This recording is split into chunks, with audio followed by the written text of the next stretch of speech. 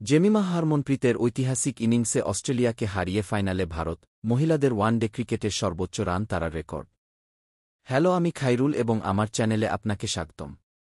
নবী মুম্বইয়ের ডি.ওয়াই. পাতিল স্পোর্টস একাডেমিতে অনুষ্ঠিত মহিলাদের বিশ্বকাপ 2000 এর দ্বিতীয় সেমিফাইনালে ইতিহাস গড়ল ভারত।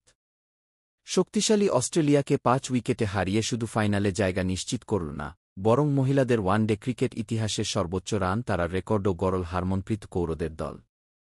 অস্ট্রেলিয়া প্রথমে ব্যাট করে নির্ধারিত 50 ওভারে তোলে 338 রান।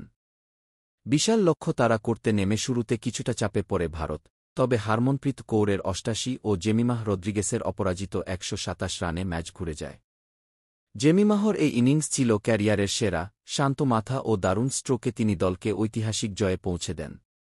339 রানের এই তারা মহিলাদের ওয়ানডে ইতিহাসের সর্বোচ্চ সফল রান তারা হিসেবে রেকর্ড বুকে জায়গা করে নিয়েছে, যা আগের রেকর্ড, অস্ট্রেলিয়ার 331 রানের তারা, ভেঙে দিয়েছে।